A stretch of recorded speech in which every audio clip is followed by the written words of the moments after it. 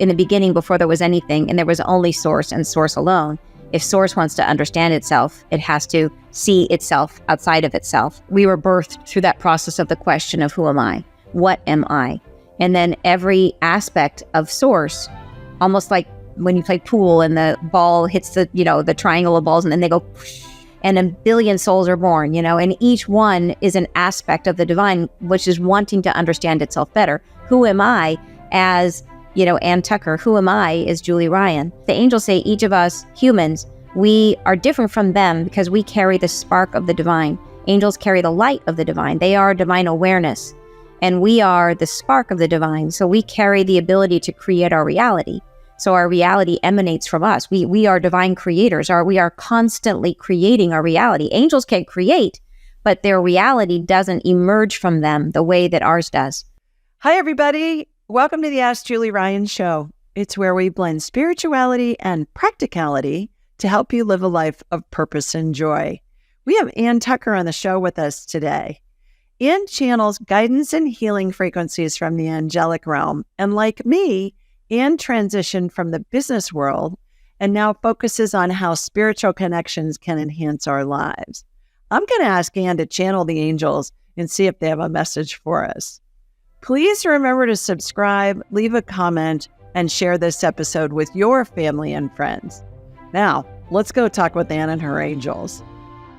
Ann, I'm so excited that you're with us today. Thank you for taking the time to join us. Thank you so much, Julie. I'm super psyched to be with you. This is awesome. Let's just get right into it. You say we're in the middle of a planetary shift in consciousness. What's that mean? Yeah. Oh my gosh. So that's such a big question. There's so many layers to that we have been for the last many, many thousands of years, gradually moving increasingly into separation from each other and separation from ourselves. If you think of us as energetic beings that have a left and a right side, we have a yin and a yang side. We have our masculine and our feminine energies, which have nothing to do with masculine being male or female. It's just it's about coming. It's a polar opposites way, sort of like the positive and negative pole of a battery. It's kind of one way to think about it. But we have been in the process of moving increasingly toward the fullest expression of separation. And we think of that as extreme polarity into our masculine energy. And we are getting ready to shift, to turn around and start moving increasingly back into balance, bringing back in feminine energy, coming back into the feminine. This is in alignment with the great shifting, the great evolution of the Earth herself. Earth is going through an energetic upgrade. She is moving to a higher state of consciousness. And think of us as the neurons of the Earth. So if we want to stay on Earth, we've got to upgrade too. And so this is all part of moving out of separation and then back towards unity. This is how we move to a higher state of consciousness. So it's driven by the Earth's timeline. It's driven by her and her evolution, because as we are embodied, our body is part of the Earth. But in order to move with that, we have to learn how to move closer and closer into our own internal harmony as beings, as all of humanity, not just one of us, but gradually all of us. It's one by one by one by one. We move closer and closer into harmony, into unity, trying to move out of separation, hopefully keeping the lessons of separation, right? Learning what we gained through separation, and then moving closer and closer into harmony and unity with one another. So in a nutshell, I guess that's how I would describe it. Do you find that when individuals raise their vibrational level, that it helps the whole collective, it helps the whole population? The more of us, that seems to be a situation where more and more people, maybe it's just because I swim in this stuff and so do you, but it seems that more and more people are moving into spirituality and less into the dogma, perhaps, of religion. Oh my gosh. Yeah. My parents and grandparents just did what they were told. If the church told you to do something, that's what you need to do. You don't question it, you just do it. Whereas my generation and those that are younger than I, including you, we're going, not so much. This doesn't make sense.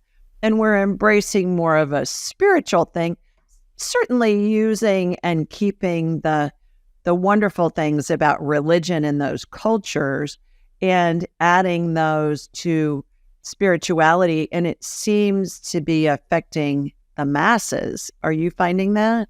Oh gosh, yeah, absolutely. And I think just to speak to the kind of the general shifting, that I think the majority of Americans now define themselves as spiritual but not religious. So I think they understand there's something bigger out there. They understand that there is a higher power. Not everybody understands that it's them. Like not everybody is ready to say, I am, that aspect of the divine. But more and more people are starting to think for themselves. And I think there's been so many things that have happened that have pushed us in that direction, including there's been, not a lot of good press happening for organized religion in a long time. So that is a factor. But then I think to think about where are we headed, the general common conversation, if you're wondering, like, are we making progress? Nowadays, everybody talks about energy. Meditation is common. Like there was a time when meditation was out there, when yoga was like, ooh, you're weird. Now you cannot go down a block in any suburb without seeing a yoga studio. And they're as prevalent as Starbucks. And so these are ways in which we're becoming open, increasingly open. But I think, and is it possible, you asked, is it possible for someone who does their individual work to have an impact on the world? Absolutely. There have been measurements taken of, like, for example, say you picked a person you would associate as being really high vibe, like the Dalai Lama, or a very high level spiritual leader. And they have measured when people like that come into a city, they show that the actual crime rate goes down. Like there is an impact, a measurable impact on the vibration of a community. If you get one person there who is of high enough vibration, that energy can ripple out. But you know that yourself. If you go into, let's talk about Starbucks, you go into Starbucks and you order a coffee and you have the person who's helping you is radiating positivity. They're smiling, they're happy, they're radiating, and you feel that and you walk away changed. And it's really as simple as that. It doesn't have to be energy like something that is necessarily what we would think of as mystical. It's how do we feel? What is our emotion that we're carrying out and then impacting other people? Because when you're carrying a higher vibration, what it means is that you are living through your world from a happier place, right? You are living with less friction in your world. Yeah.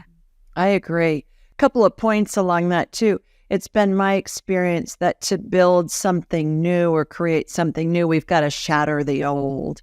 Gosh, and I so believe true. that's what we've been going through with all this turmoil. And people say, well, America's never been more divided. And I say, well, have you ever heard of the Civil War? That was a pretty big deal. Yeah. I live in the deep south now, and and I'm a Yankee. So when those damn Yankees came south and just caused all those problems. But that certainly was it. We didn't have the 24/7 news cycle like we do now. So not everybody knew what was happening. And then the other thing too, I read somewhere that our energy can impact up to 750 people around us at any given moment. Have you read that statistic before? And if so, what do you think about that? I haven't seen it, but I would absolutely believe it. I mean, I think it would be like there is definitely a ripple effect, and you can feel it the opposite way too. You know what I mean? If you walk into a space that is not a high vibration, and then people can feel like, even say, for example, you're watching a movie and the movie is carrying a lot of negativity, and you feel it, and you walk away, you feel bad, right. There's a noticeable difference. That our bodies are like antennas, and that we were born with this equipment to be able to feel our way through this experience. It's an energetic experience. So just because we can't see it doesn't mean it's not real. We can feel it. And so I think if people can be guided by that, if we can become more and more present to what is this antenna, what is this instrument telling us? Do I feel awesome, right? Do I really resonate with this person I'm talking to? Or am I falling into patterns of who I was that I don't particularly like right now, right? Is this drawing me into a space or a place or a frequency that I don't enjoy? Yeah. I agree with that on the movies. I'm not interested in watching anything violent. I'm not interested in watching anything that's depressing. And when I come downstairs to our media room, my husband's in there watching something violent, I'll hear it on the stairway coming downstairs. I'll say, "Hi, honey." He knows. I not only don't want to see it, I don't want to hear it. He mutes it. I've trained him well. He mutes it immediately, and then he switches the channel because I don't want to see it. It's I have too much of a negative impact when I see that. And for heaven's sakes, I'm not going to pay to go see a movie that's violent or upsetting. I mean, that's not entertainment. That's just torture. It Not is. interested. I know. Yeah. No, I frequently, when I want to watch, if I want to watch something, I will Google like uplifting movies on Netflix, or, you know what I mean? Or things that, because it makes a huge difference. You walk away. So funny. My daughter, when she was little, she was so sensitive to, like, she didn't like to watch movies at all because the tension, even if it was just suspense, it was almost like her antenna, her body was so sensitive that she just couldn't stand it. And I loved to go to movies at that time, and I wanted to go, and I wanted to bring her and her friends and, you know, my son and his friends. And I like, this will be so great. I was always trying to talk her into it. And one time I got her to go, and I've got this whole row of kids, and I'm like, yay, this is so fun. Everybody have popcorn. And the movie starts, and she's sitting in her seat. She's two kids. She's one kid between me and her. She's right there. Movie starts. It's suspense music. And I see her, and I'm like, oh no. And she gets up to bolt, and I stretch, and I just barely catch the back of her bum pocket. My finger catches it, and she's running so hard, the pocket rips off of my hand, and she's out the door. Like, she literally wouldn't stay. Yeah. So, I mean, she could not feel. It was too much. It was overwhelming. The sense of the suspenseful, anything, you know what I mean? It's very powerful. And I think we learned to tune it out, but not all the way. Yeah. Well, and I always say our heads are like big satellite dishes, and they receive and transmit frequencies. So we're saying the same thing. Speaking of frequencies, you channel angelic guidance and spiritual healing frequencies. Tell us about that.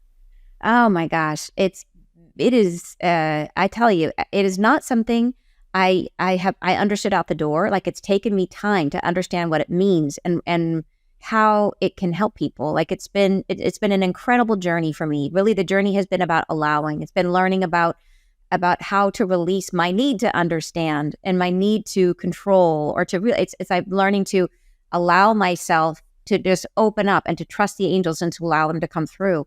When I first started channeling them, and they told me, they said this, when this first started happening, they said, you're going to channel a series of 9 angelic frequencies that have never been felt on the planet before.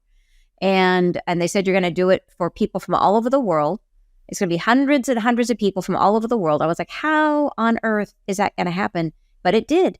And they said it's going to be 90 minutes long. At the time, trans-channeling the angels takes a ton of energy. And in the beginning, it was painful. It was physically painful because they would come down, they would come in. They're so high vibration that they can't, it's like a pressure. It feels like being at the bottom of the ocean, like the pressure, like at the bottom of a swimming pool. If you've ever, how it feels just really pressure, like on your ears, imagine that's like a helmet that would come over my body to about here.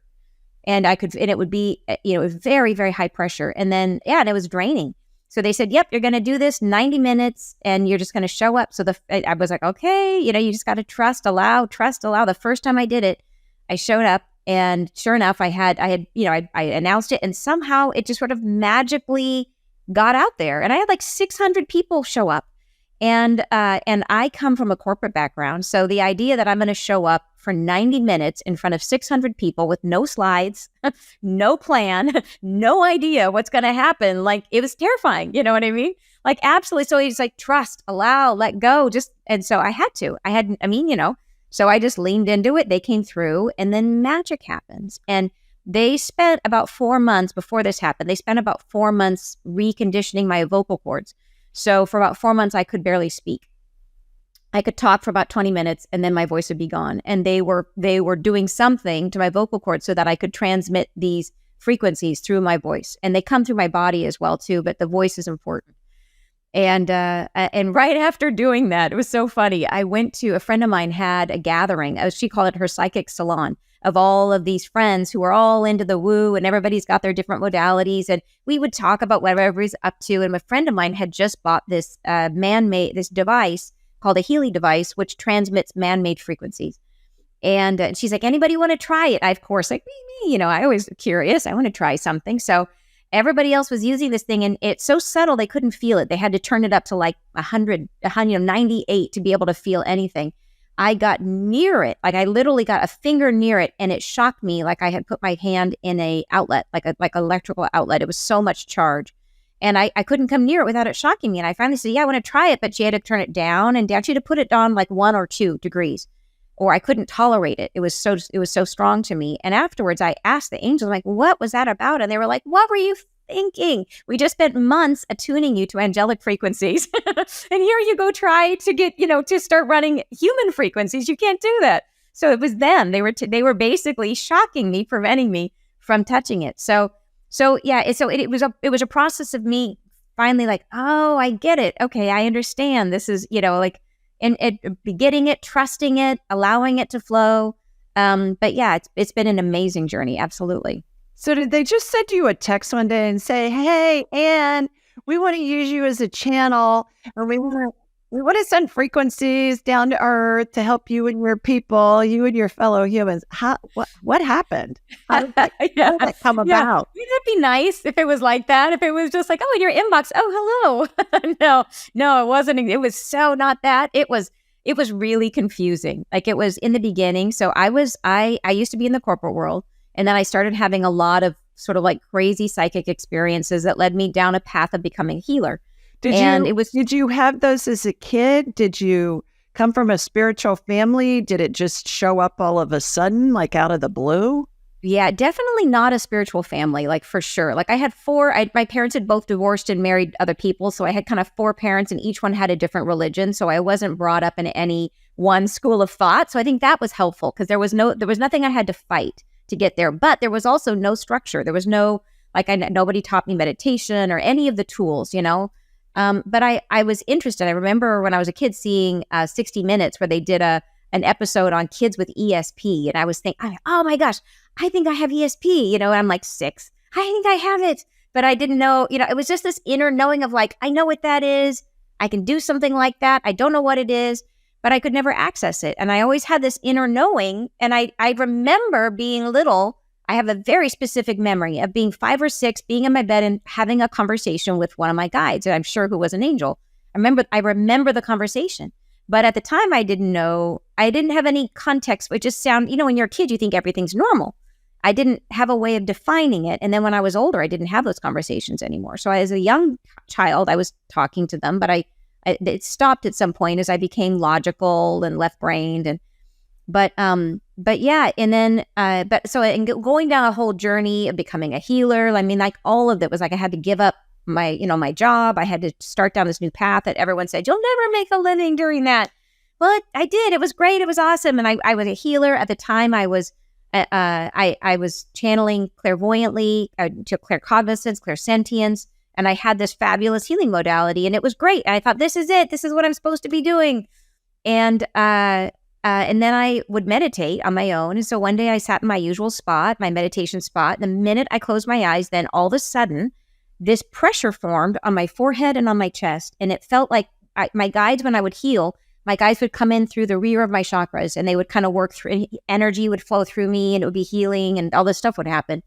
But this was different. They sat on my face. They sat here and here, and it was so strong. It was so physical. I could barely breathe. There was a physical pressure right here. There was like I could barely expand my lungs, and I was like, what is going on? And I could not, for the life of me, figure. I thought they were trying to come in my body. So I'm like, well, come in already. Like, I trust you. Like, what's the problem? And this went on for 6 months, where every single time I closed my eyes, this would happen. They would I closed my eyes, boom, they're right there. And I didn't understand. In your normal day-to-day activities? No, just when I sat to meditate. Yeah, okay. Only when I was purposefully meditating. Yeah, so they know, you know what I mean? Like it wasn't like I was driving and all this. Oh, like, it was like I have to do the dishes and fill the dishwasher and turn it on. Right, right, yeah, none of that. It was just when I was actually trying to meditate. So after 6 months, I finally realized, and this is how a lot of it works, is we have to kind of play with our gifts. We have to understand through our willingness to explore and figure out. But there's no manual, you know what I mean? There's no user's guide. So after 6 months, it finally dawned on me that they were not trying to come in. They were trying to pull me up. And as soon as I had that thought, like it just came into my head, and then boom, all of a sudden, zoop, I go up. It was like I felt my crown open, and then boom, I'm up. And I was clairvoyant. I could see things through my third eye. So I go up. I'm like, oh my gosh, I'm in this space. And I see I'm surrounded by this like semicircle of angels. And I'm like, oh my gosh, like What this did they is so look like? exciting. What Like did they I'm look here. like? They showed up because they will show up in the beginning, especially they showed up how I anticipate them to show up. Over time, they showed up more like they are, which is sometimes they will show up as they look almost geometric is the best way to describe it, like a face on a column of light that has angles in it. It's the best way I can describe it. So, but often they will show up in a way that we understand. So they'll show me wings and feathers and flowing robes, and they can show up however we want them to. So, and I like them like that. I like them with pretty feathers and wings. And so they give me that most of the time, but sometimes they'll show up with the angles, or sometimes it's just a point of light. But they can show up like Denzel Washington in Preacher's Wife. Wouldn't that be nice? I know. I'd be like, He was the angel for Whitney Houston. I love that movie. Yeah, exactly. But yeah, it's all possible. But yeah, but the crazy thing then, so I go up, I see them all, and I'm like, this is amazing. Like, okay, now what? Like, what am I supposed to know? What do you want to tell me? What's going to happen? And crickets, nothing. They just sat there and smiled at me for like 6 months, another 6 months. And for that 6 months, I am like, okay, can you write me a message? How about a chalkboard, a tablet? Maybe you like tablets. Like, you know what I mean? I'm like, what? Like nothing. It was, and I would just show up and they would just smile. And it's like, I call it the patience of the eternal. Like people who don't know time, they could just wait forever for me to figure this out. And it took me 6 more months to figure it out, and this was me trying to learn the process of trans-channeling. So after 6 months, I realized, okay, yes, going up is half of it, but I have to keep a part of myself down here. So it's like I send my awareness up and then I stay partly down here. And then I'm like, okay, I'm just going to try this. One day it was like, okay, I kept trying different things. One day, like, I'm going to try this. And I just sat with a pen and paper and pen and paper. And I just said, okay, just send me a word, one word. And because I didn't believe it was going to work. I'm like, just send me one word. And immediately I see it's like a pipe. And I see one word come down the pipe. And I'm like, okay, so just one word at a time. Because I wanted it to be where I couldn't follow it. So that if I got to the end, I would know. Like, am I just making this up? Am I crazy?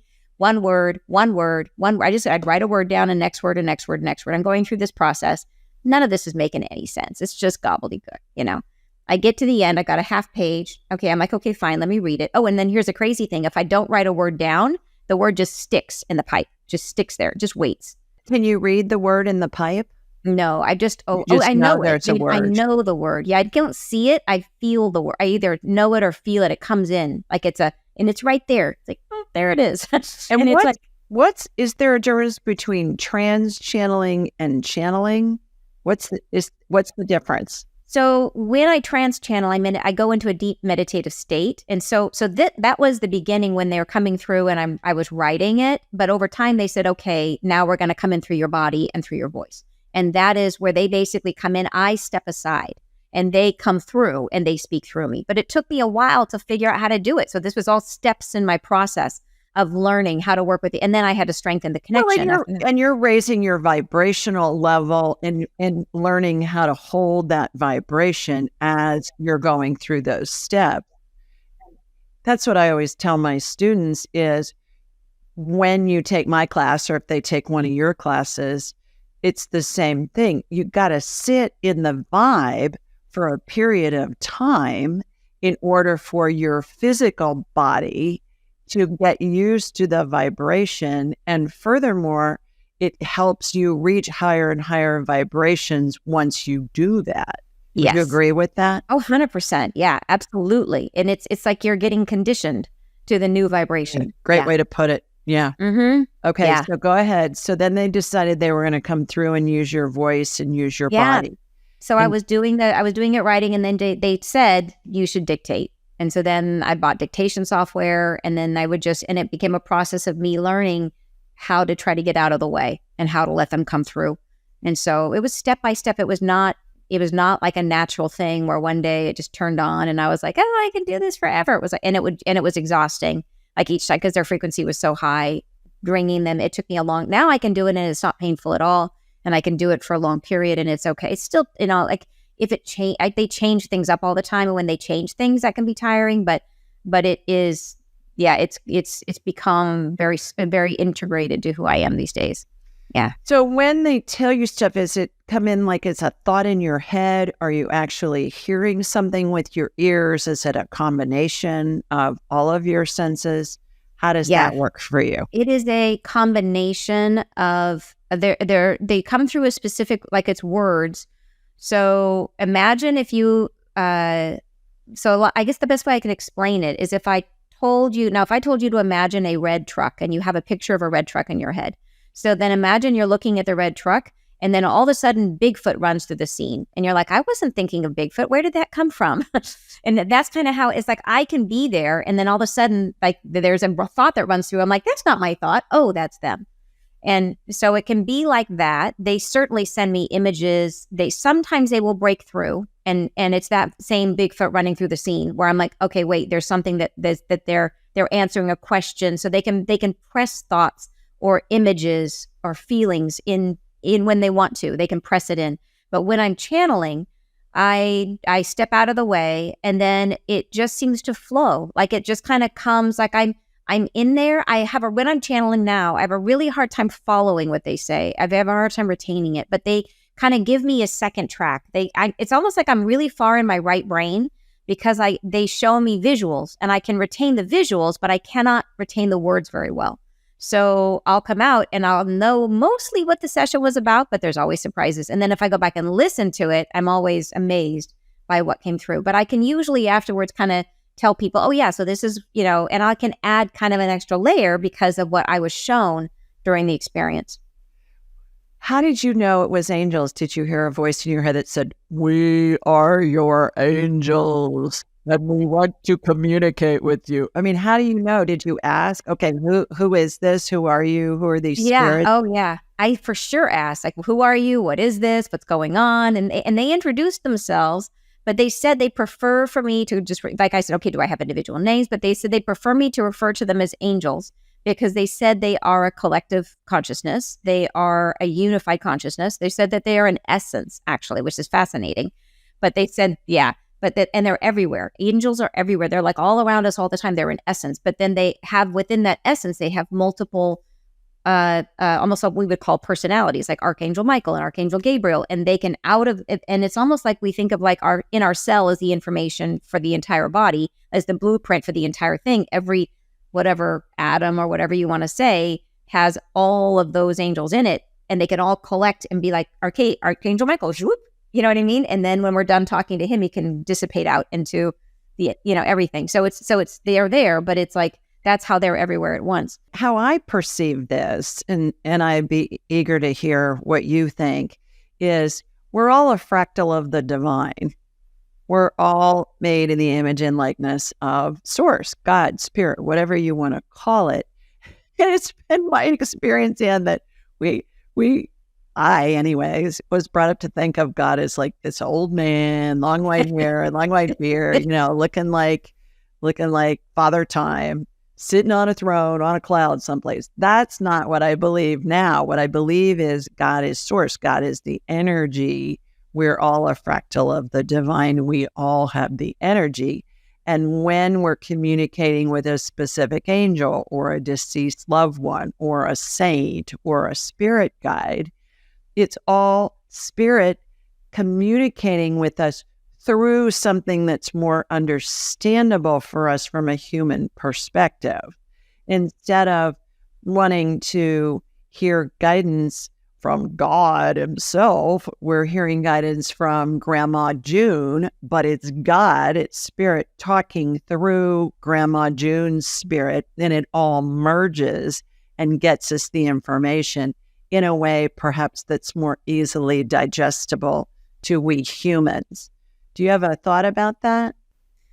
Yeah, I think I agree with you that we are all, as you said, fractals. We're all like every one of us. And so the way I think about this, very similar to you, is I think of it as like if in the beginning, before there was anything and there was only Source and Source alone, if Source wants to understand itself, it has to see itself outside of itself. And we were birthed through that process of the question of who am I? What am I?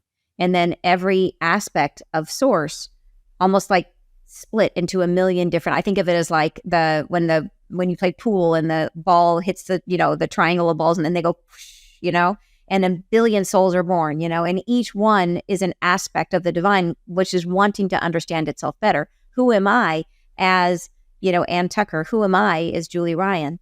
And what would I be like in this life doing these things with these people? And how will I respond when I'm given these challenges? What will come out of me? How will I emerge? And so we are all in the quest of understanding. So each of us, the angels say, each of us humans, we are different from them because we carry the spark of the divine. Angels carry the light of the divine. They are divine awareness, and we are the spark of the divine. So we carry the ability to create our reality. So our reality emanates from us. We are divine creators. We are constantly creating our reality. Angels can create, but their reality doesn't emerge from them the way that ours does. So that's, I think that is right there is supporting what you're saying, is that we are in that way the divine creator. And I've also heard from bazillions of spirits that that's why they want to incarnate, because we create when we're a spirit attached to a body, not so much when we're in pure spirit, call it heaven, whatever you want. What I've heard from many spirits, and I'd love your take on this, is they have a thought, but that's how we understand it. They think a thought and it immediately materializes. So even if we're going through something that we perceive as less than optimal or even horrific, our spirit guides, our angels, our deceased loved ones are going, oh, interesting. Wonder how Anne's going to get out of this. What's she going to create out of this situation that she doesn't want to be in?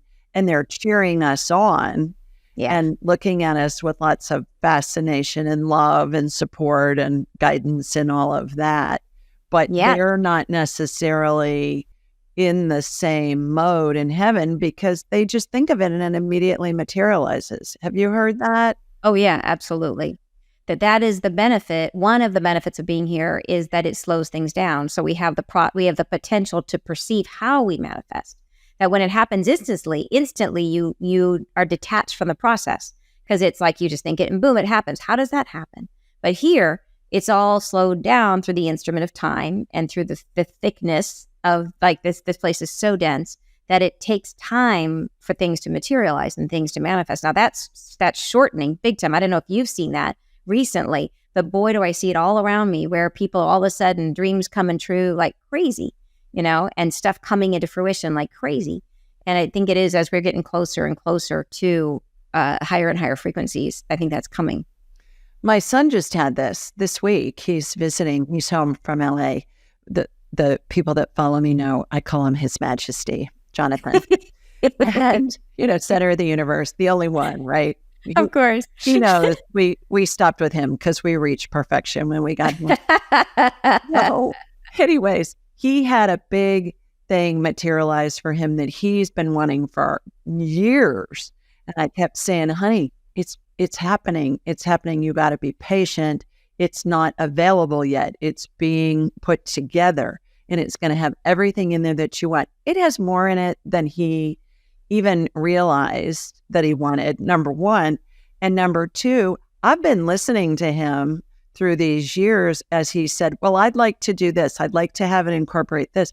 All this is incorporated into this new opportunity for him and much more. Yeah. And so I said to him, he's just getting ready to go to the airport as I was coming on to record. So I didn't cry. I'm really proud of myself. My baby's leaving. And he's a man-child now, But I said to him, the thing that I want you to pay attention to the most is we have an idea of what we want, and our spirit and God and the universe and the spirit guides and the angels all know what we want better than what we think we know what we want. And if we let it unfold in the way that naturally it's doing and don't try and put up roadblocks, it always ends up better than what we've imagined. So true. Yeah. So true. I totally agree with that. Like all my life, I've loved gardens, and I always loved the idea. Like, as a little girl, I read The Secret Garden, and and then I visited gardens and always dreamed about like how amazing it would be to have, like a botanical type garden. And but I don't have. I mean, I've never. It's not like I'm out there willing to do it. You know what I mean? Like I just don't have. I don't have the skills or the knowledge or the time to invest in that. And but I did want to. I recently moved out to an area where I could get a larger piece of property, and then I now have a partner who that is his passion. He loves building gardens, and he has created. I have the most incredible garden. Like it is so, and it's like I didn't know how it was going to happen, and boom, I walk outside and I've got this amazing, fabulous. You know what I mean? It just happened, and yeah, and in so many things like that, where it'd be like, oh yeah, I always wanted that. But it wasn't something, you know what I mean? And just poof, it just like right there. I said, my son too. I have 2 kids, and my son, I just went through a whole process where he was like, he wanted to buy a condo for himself, his first place.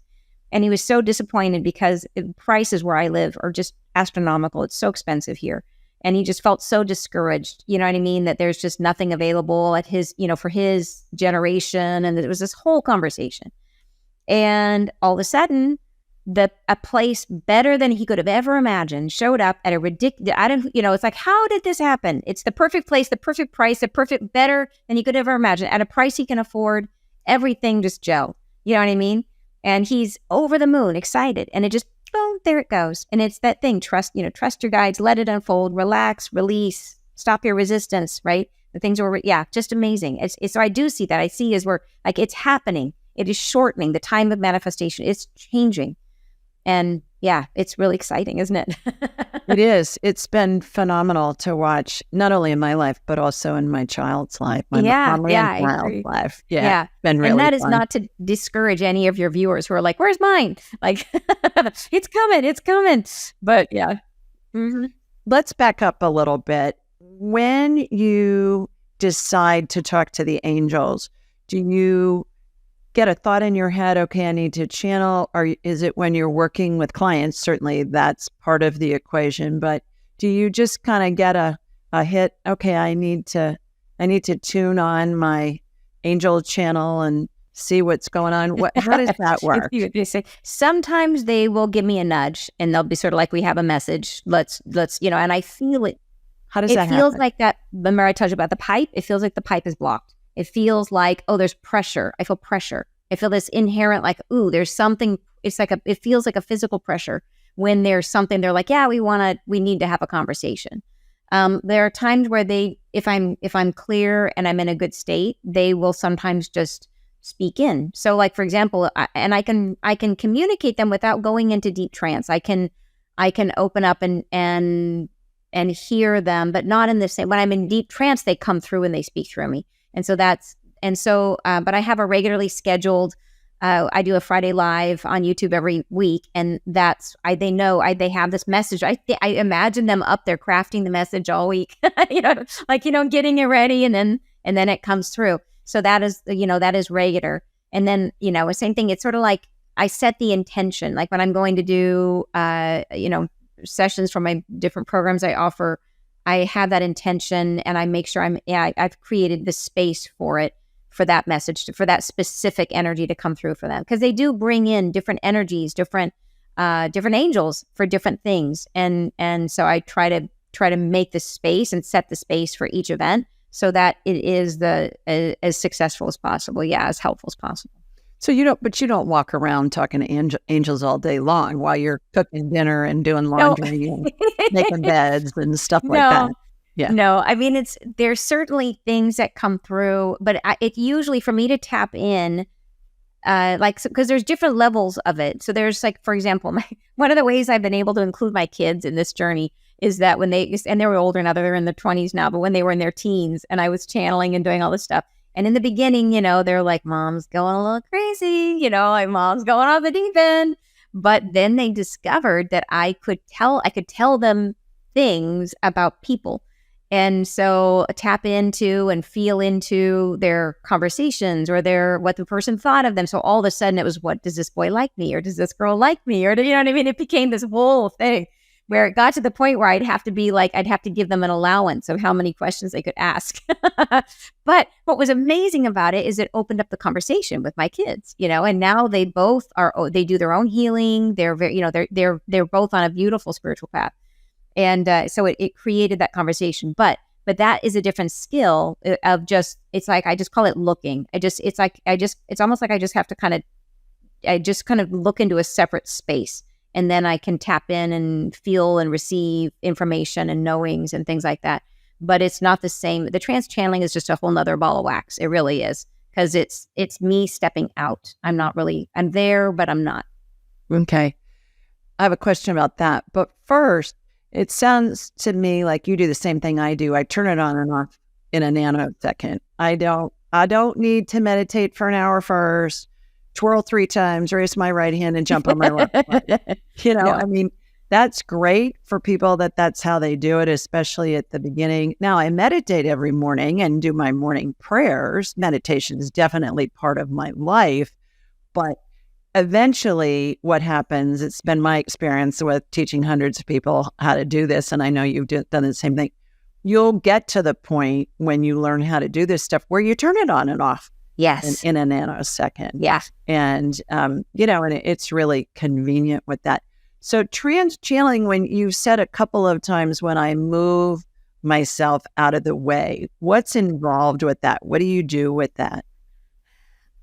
So much of it, I think, is allowing and letting go. I mean, like before I was trance channeling and I was learning to channel through, clairvoyantly and all the other things, you realize you have to be neutral. You have to be in a state where you're not attached to the outcome, which is one of the biggest challenges, is trying to be clear, trying to get out of you're always trying to get out of the way anytime you're channeling, as you know. But with trance channeling, I have to get really out of the way. I have to allow to the point where it's like you kind of have to let go of not just the outcome, but like even the performance of how it comes through. You have to just be in a state of, so for me, it is, I feel myself open up, and as they come through, they kind of come through, and I feel them come in as an energy. So I used to imagine, when I was connecting, I would imagine that there was like a fireman's pole going through my head, and I would kind of see them spiraling down the pole, and I would kind of have this little preview of like, who's coming in, you know what I mean? Because sometimes it would be Yeshua, sometimes it would be, different angels. I'd see them coming down. And, but I feel these days, I don't so much look for the pole, because that's kind of a metaphor that helped me in order to receive the energies. Then they work with it. If I come up with, I want it to come up this way, they'll work with that. These days I feel them, and they come in and they move into the body first. And as they move in, and it's more like I just relax and let them do it. So I'm still there. It's just, imagine that you just it's almost like you're almost falling asleep, to be honest. I'm so relaxed. I'm not asleep, but it's like the way your body opens up when you sleep. It's that. And so I feel them come in, and they kind of start moving around, and I just kind of get sleepy. Yeah. But it's not, it's hard work. Like I said, it's not resting, but I'm kind of doing the same feeling as falling asleep. Yeah. I find the same thing, that when I'm working with clients, I remember the client, but I don't necessarily remember what we talk about. Oh, me neither. I remember little bits and pieces. And when I talk to them in a subsequent appointment, I had a client this afternoon, and we were talking about her little 7-year-old boy, and she lives in Chicago. And I said, and you have a little girl too, who's younger than your son, right? And she said, yeah, I'm impressed you remember that. It was a year ago. I didn't remember that when I got on the phone with her, but when I started talking to her, I was able to go back and get information. But I don't need to know all that information. I don't need to remember it. And I would think that you're the same way with that. You've mentioned Yeshua a couple of times, and I know that that's another name for Jesus and or Christ consciousness. Do you find that when you're channeling angels, or you're channeling Yeshua, or you're channeling some other spirit, does your voice change? Does it feel different when you're in your body? How do you know what's going on? And when does Yeshua come in versus the angels versus Saint Anthony? Yeah, so most of the time, like if I come into the conversation with a specific request, then they will most of the time listen and do unless there's like, sometimes they're like, no, we know what better. Like sometimes they're like, no, this is what you need to talk about today, or this is what we need to talk to you about today.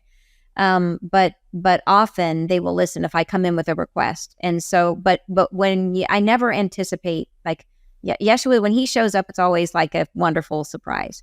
And he comes in differently. And I've had some amazing experiences. Like one time he showed up, I was at I was hosting a retreat, and I did not know he was coming. And sure enough, we come back from lunch, and we're going into our afternoon session. And he was palpably, physically present in the center of the room. Everybody's crying. I mean, it was incredible. It was just incredible. And he's speaking, but I could feel him. I could see him, and other people in the room.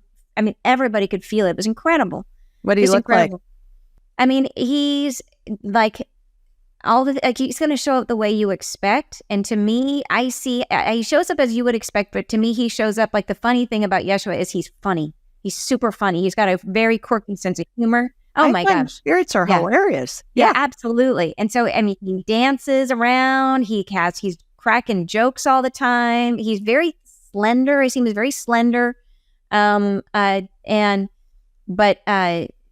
he's amazing. One time recently, he showed up in my room, and it was not, I mean, like I said, it's never expected when he shows up. It always blows me away. But one time he showed up a couple times, but I didn't know it was him, where I was in the process of waking up, in that sort of liminal space of just waking up. And he would say something from over by the door to my bedroom, like in a audible, inhuman voice, I would hear it.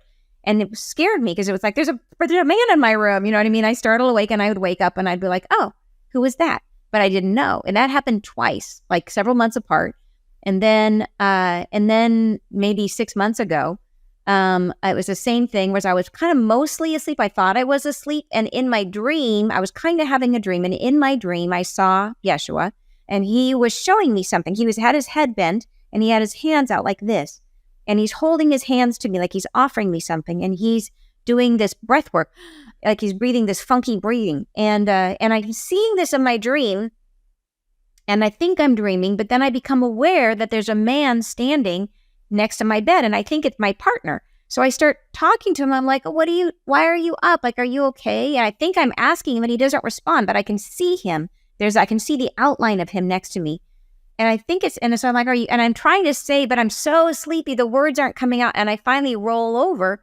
I'm realizing I wasn't looking at him after all. I thought I was looking at him, but I wasn't. I roll over, and there's no one there. And I had been so sure that I was talking out loud to him that I thought, and then of course I freak out. Like, oh my gosh. And that's when I realized, oh my gosh, that was Yeshua. And it was like a physical, he was in my room. It was nuts. And what he was trying to tell me was he wanted me to do breath work. So yeah, it was amazing. Absolutely amazing. But those are the cool experiences where you're like, I didn't see that coming. That was amazing. That was so cool. I think too, that the interesting thing about this as well is, you mentioned he was giving you symbols and signs for things that he wanted to convey. And I find that spirit does that all the time, especially when I'm doing my medical work. I'm like a human MRI, but I get these hilarious, analogies of these pictures in my head, like your elbow looks like whipped cream or something crazy. But it's to give us a human frame of reference for the energy healing that's happening. And I find the same thing when communicating with deceased loved ones with my clients.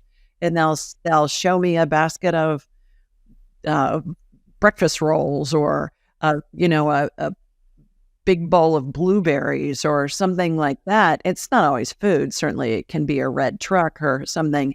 And they'll give us information too that's in words, but spirit communicates with symbols a lot. What do you think's up with that? Yeah, I agree. And I mean, I think it is like there's sort of multiple different tracks, and I think it's different people prefer different ones. I enjoy the clairvoyance quite a bit. I find as long as it's clear. I've had one time I remember I channeled for someone, and she was wondering what was wrong with her system. She was having all this bloating, and they kept showing me Comet, like the product Comet, and I was saying it's Comet. I do you use Comet? Like, why? Maybe you're getting exposed to Comet. Like, I couldn't figure it out.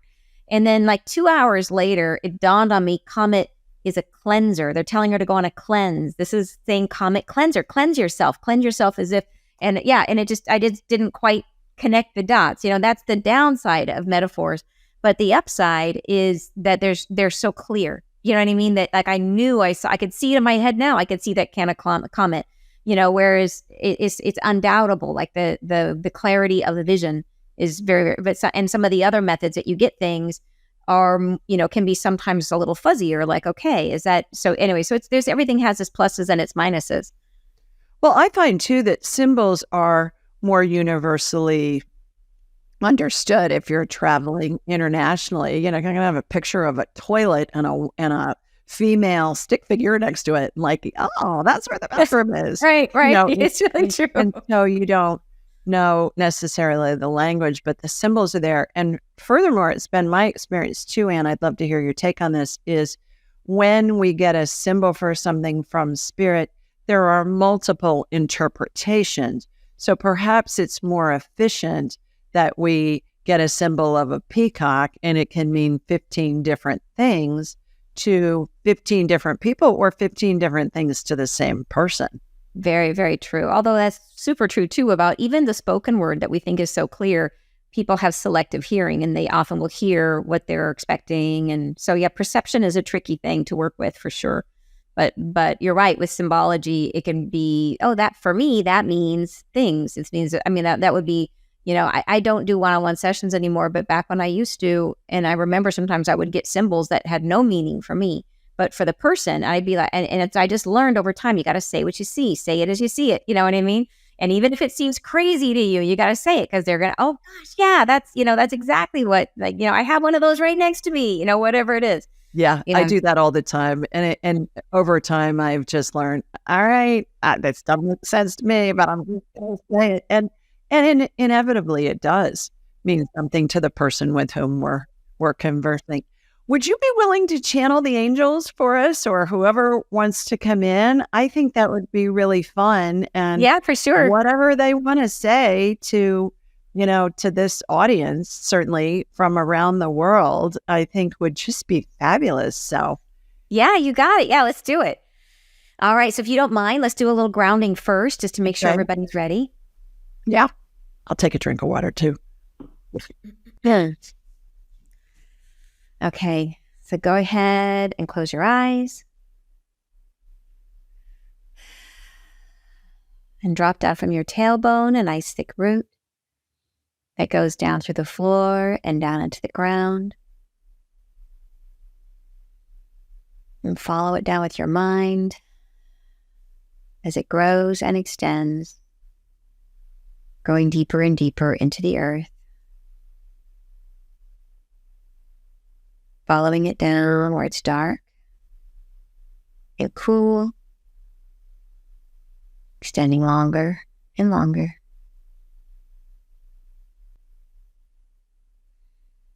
And follow it all the way down to the very, very center of the earth. And when it reaches that center point, feel the root sprout and anchor itself in. And as it does, notice that the root is pulling gently and becoming taut. And now feel as that tautness moves all the way up the root. And now all the way up your spine, anchoring you securely to the earth.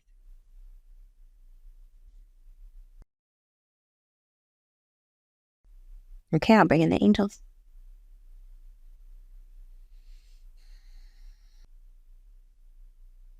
Beings of light, we wish to share in this parade of your journey an illumination, an illuminating point of reference. With new candor, we would reflect upon where you have been in a journey that has been disguised in its nature. You have thought of yourself as a being in the play of a life that culminates where you are, as if tomorrow is heavy with the understanding of all you have been. And we wish to say, as you are disturbing the sharings of what you will unearth in the new beginning, that tomorrow shall stem from a new consecration of fresh ground. that tomorrow stands at a distance from today. It is not yet met. It is not begun from the same point of reference that you currently share. It stays from and beyond this space always. Tomorrow, the next day, and the next beyond do not exist in conjunction with who you may become in the next second. And we would say that what you wish to create, what you wish to have felt in the next now can be endowed into that next space, into tomorrow. We must reflect upon the conversation that has been made in this space of connection between you two, that there is a conspiracy amongst ourselves and all who are made to reflect upon your journey, that you are enlivening the mind to create more fluidity from within yourselves. And the tomorrow, which extends before you now, need not harbor the same energies that you conjure up today. What would you reflect unto that distance? What would you make onto a calendar which extends from tomorrow? How would you disturb the energies of yourself? How would you cajole a future that might reflect something new? What would you say to a self who has waylaid and overcome the constraints that you are endowed with? How might you become in that new shade of aspiration? What should you pitch forward into that new experience of self? What should you draw into the former you that has now found itself a new day?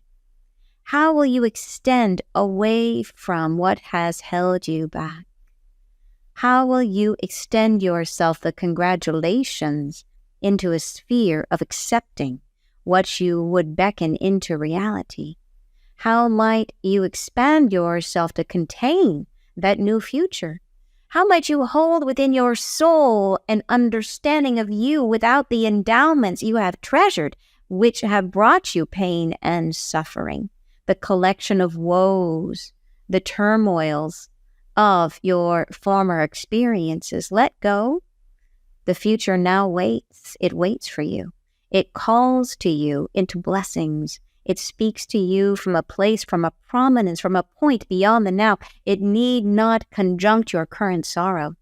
Draw into the self the assimilation of all that is you. Draw into your heart the connection with all you have disembodied. Call back to you your former selves, and draw forward from a place of internal harmony, a space of suggested power, whereby you may reach the pinnacle of your own expression.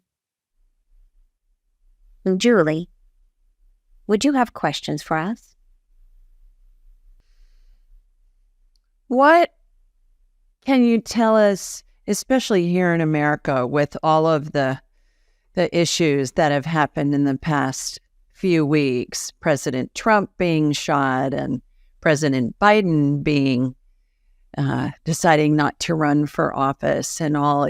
People think that we're so divided. What can you tell us that will give us hope and give us maybe some insight here in America as to what's going on and how we can benefit from it? There is now division in your personality, in your person, in your individuated self. There is division. There's the sense of yourself as a part, as someone isolated. To disconnect permeates throughout the embodiment of humanity. Division itself must be understood. Separation must be loved back into perfection. And this starts with the self. It starts with your own heart. It starts with the conception of division internal, the places within your heart by which you have subjugated your truth, understanding where you have harbored guilt, suffering, shame, rejection of your inner heart. Where do you house feelings not yet felt? These spaces of separation are kept within boundaries of protection, places by which you feel you are harboring secrets, where you feel weakness, where you worry about the effect of others, what they might do, how they might affect you. May it be pleasure or pain, may it be fear or settling even into an experience lesser than what you deserve. And we would say that the manifestation of separation in the human experience must be expressed, for it is harbored within.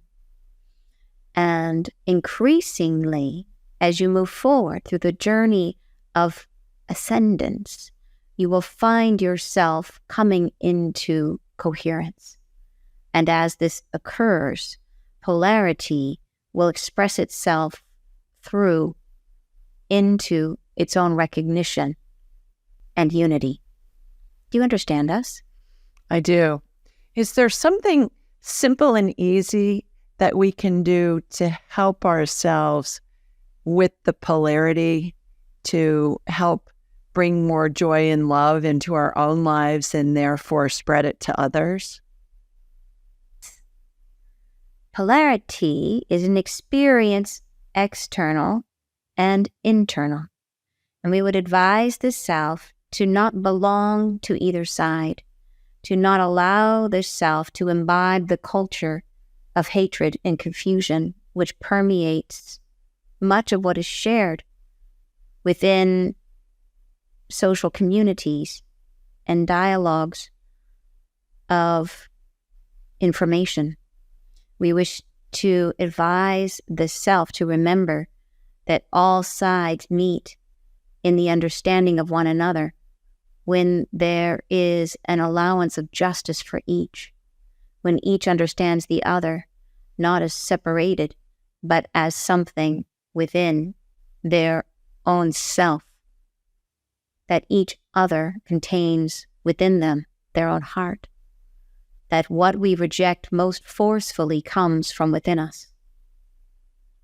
To aid the self in remaining peaceful, to draw these resulting tirades to a close, we advise the self to find peace internal, to seek shelter within your own solace, to find your heart open to loving all peoples.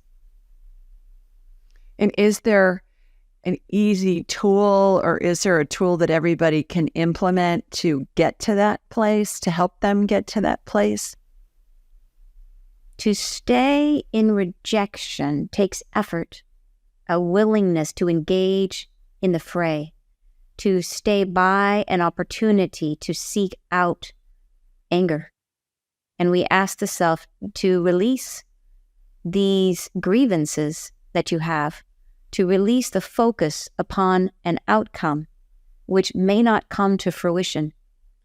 There shall be not the same future which you are currently predicting. These agonies of exasperated battle shall not come to pass.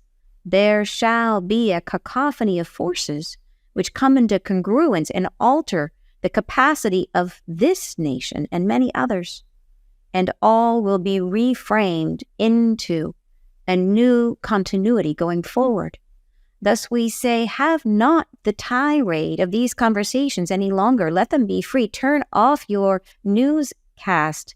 Shut down your polarizing information. Limit yourself to dialogues of information that bring harmony to your spirit, that guide you towards peace and truth within. Great advice. No surprise there. I would think it would be great advice coming from you guys, from the angels. So anything else that you want to share with me or the audience before we let you go? So appreciate you coming in and chatting with us today. We are carrying peace in our hearts, love in our feelings. We draw this to you now, a blessing for each. We guide you. We say thank you and good journey. Thank you. Wow. Hi. That was profound. There was a lot in that, as far as, They tend to pack it in. I find I always get transcripts and read them later because there's so much that we miss on first pass. Like I said, they think in these, like they see everything at once, and every sentence seems to have layers. So that's why I always, when I get the messages, I always break them apart and talk them through, because there's loads there. It's amazing. Absolutely. Couple of other questions that we're winding down here. Why do people want to raise their frequency other than the fact that it feels better? Yeah, it sure does. It feels amazing. And it is, I mean, there is the question of, like, would you rather be in suffering or be in joy? You know what I mean? And joy is the higher vibration, and that's where we want to go. But there is also the idea of karmic versus dharmic experience. That what we're moving into in this shift is we will no longer carry karma as we go through it. So when we come into this current incarnation where we currently are living, we bring forward all of the, like, we'll decide before we get here, these are the things I'd like to experience. These are the things I'd like to learn about myself. And I will attach certain karma. Karma is just a promise. It's not a judgment by anybody else, as you know. It is something that I choose to experience in this life. Sometimes it's positive, sometimes it's negative. And sometimes it is helping to heal something that was unresolved from a past experience. Often that's the case. And so we'll bring those things in, and then they create these patterns that we're like, well, why is it? How was I born with this ability to always pick the wrong partner? Or how was I born with this ability to always get the crummy boss? Or how was I, like, it just seems like this impenetrable problem that you can't get past. And it's just like a wheel where you just do it again and again and again. And that's karma. And the goal is to work through it. As we move into this next state of being, we shift from that learning about ourselves through karma, through confronting ourselves. It's the idea that it's going to rise up and meet us, and we can't help but grow because it's going to punch us in the face all the time. That's karma. The new state of being, we're living dharmically, which is, the way they describe it is riding the edge of a wave where reality rises up to meet you and you're healing in the moment. You're so conscious, you're so aware that it's like, you know, when these days you have a conversation and you walk away and you're like, oh, I should have said this, or, oh, you have these other thoughts, or I bet you I misunderstood that. Like, we think about it and we get the awareness like 2 hours later. In the dharmic experiences, all that awareness is right there, bright and sparkly, and we're able to respond in the moment and heal in the moment and change our reality in the moment. And it's literally like surfing a wave that meets our reality, and it's this amazing co-creative experience. And that's what we're heading toward. So it's more than just feeling joy. It's like feeling divine. It really is just feeling divine. So yeah, I want that. Love that. Yeah, absolutely. What are soul types, and why is it important to know which one we are? Oh, thank you for asking. I love talking about soul types. So soul types there are 7 different soul types. And it's really about how you create or manifest in the world. We think everybody manifests in the same way. They don't. There are 7 different distinct methods of manifestation. And what's amazing is that you can spread them out in a line and they happen in order. So if each of us were to say, you get 7 people in a room, each one is a different soul type, you can line us up and say, okay, if we're going to work on a project together, there are 7 stages of creation to this project, and each of us has a role to play. And so it'd be like imagine you're wrapping a gift, and my skill is tying the bow, and your skill is adding the tape, and someone else's skill is cutting the paper. And together we're all going to march down, and at the end you get a perfect present. Well, that is what it's like. That in creation there is a very specific series of energetic things that happen in the process of creating anything, whether it be, you know, a recipe, a business, a car, anything. And in that process, it takes all of these 7 energies. Each of us is naturally born attuned to one of those 7. And then there are 2 or 3 others that we're pretty good at, but we've either learned to do, that we've adapted to. And then there are usually like 2, maybe even 3 that we stink at, that we're really bad at, that we literally don't even see it as something that needs to be done. And so often what I'll see is people who are trying to create something, and sometimes this definitely relates to people who are trying to start their own, you know, businesses. Like, why do all the healers struggle in their businesses? Why do that question? Because they're trying to create something. And what ends up happening is they always start with the thing they do best, with their soul type, with that task. So me, it would be like, oh, I'm going to just keep tying bows, if it was the wrapping present metaphor. And then they will go and they will follow the sequence and do the things they know how to do. But eventually they're going to get a step to one of those steps that they can't see, that they don't understand. And when they hit there, they get overwhelmed and they get confused and they don't know what to do. And what do we do when we don't know what to do? We go back to doing the thing we're good at. So if it was me and it was the present wrapping metaphor, I would get to the point where I needed tape and I would be like, I don't really understand tape. Not sure what tape is. I'll go make another bow.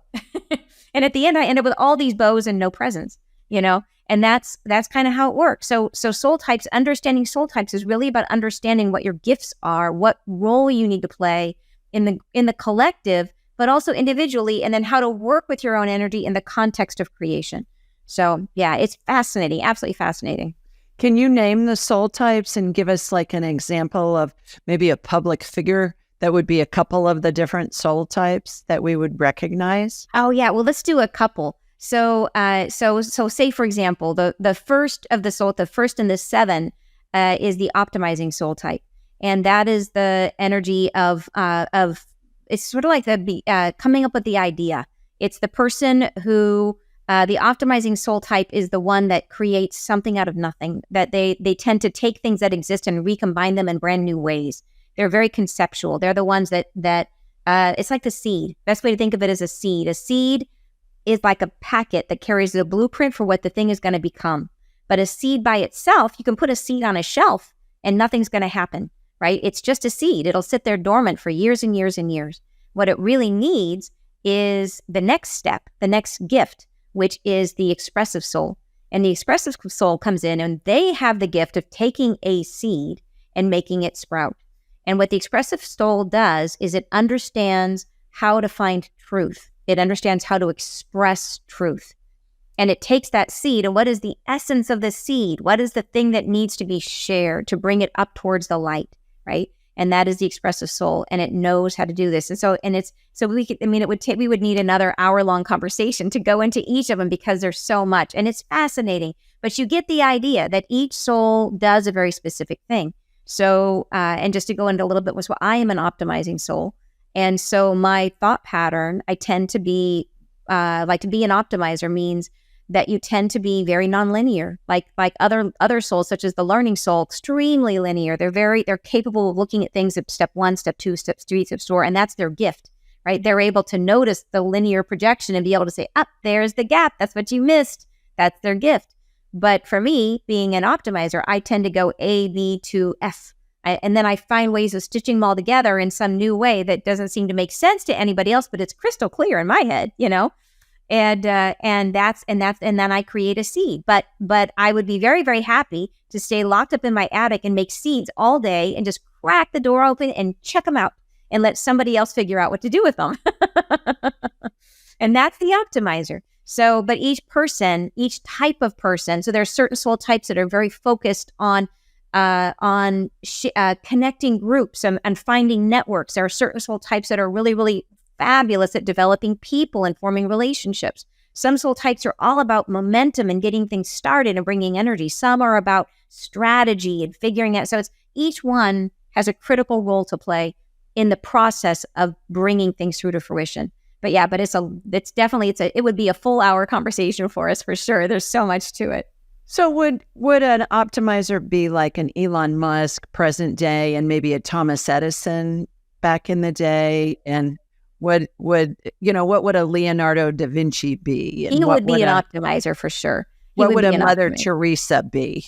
Oh, God. See, I would have to know them because you can't really look at the outcome of, in some cases, you have to know how they make choices to see what they would do. You have to understand how they would make choices. There's some beautiful examples I use of, I love to look at multi-generational families that have owned businesses over many generations and to look how it played out with different soul types. So for example, the Vanderbilt family is one of those that like, okay, everybody's heard of the Vanderbilts or this, very wealthy, they owned train lines and all this kind of stuff, shipping and train lines. Well, they were started by an experimenting soul, who, the Commodore, he called himself. And he started with nothing, absolutely nothing. And he had a very, very daring strategy of basically he borrowed money from his mom and bought a boat, like a little raft. And he would start shipping goods. But in order to grow his business, he would go and try to take over different routes. And what he would do is he would move in, he would undercut the person's business and kind of play chicken, just charging lower and lower and lower prices until the other person was either forced to buy him out or to go away. And he did this over and over, and then he would take over the route, and then he would jack his prices up. And he did that trick. He did that his entire life. He started with like little tiny shipping routes, and then bigger shipping routes, and then trains, and then bigger and bigger. Every single time he would play chicken. It was this one game, but it was the game was it's basically, I'm going to jump in. I'm going to test this. I'm going to try this. I'm going to see what happens, and I'm going to quickly adapt and move on. And that was his strategy. And that is definitely a characteristic of the experimenting soul. They're all about jump and see what happens, right? Let's get started. Let's build momentum. And his son came along. He had this, his oldest son, and the Commodore didn't think his son was worth two pennies. He was like, this guy does not, because he thought there was only one way of doing business, and that is my way, which is to play chicken.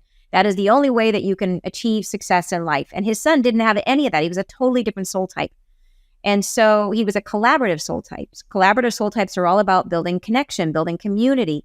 And so he thought his son was just never going to be good in business. He actually farmed him out, like sent him out to go like run a farm out in the, like in the Nowheresville.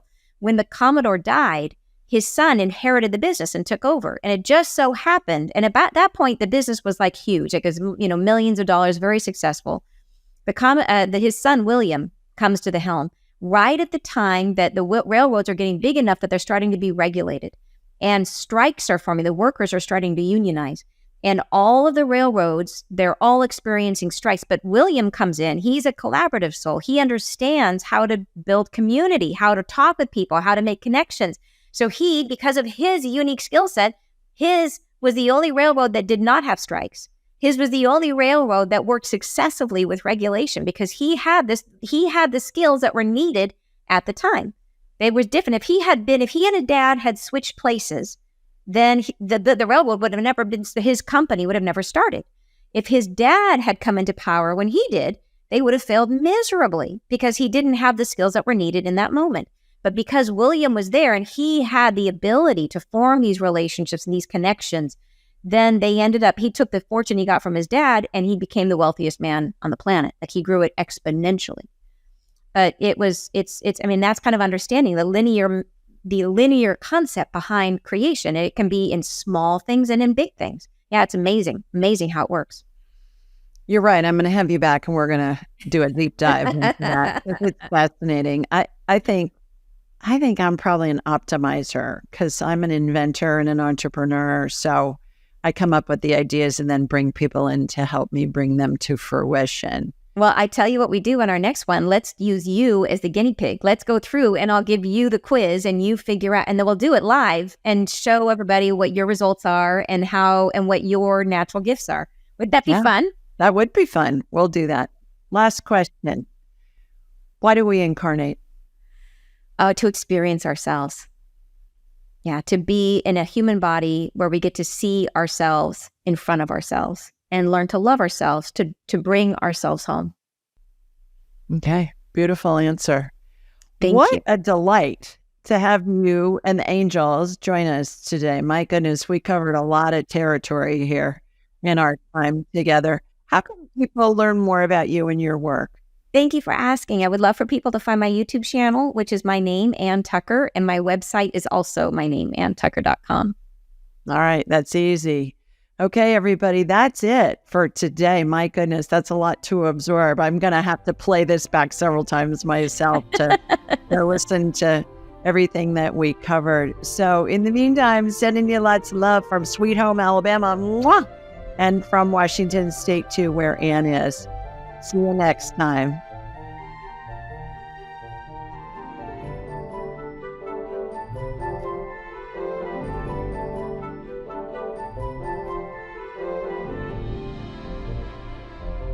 To enhance your spiritual journey, click on one of the videos below and remember to subscribe, leave a comment, and share with your family and friends.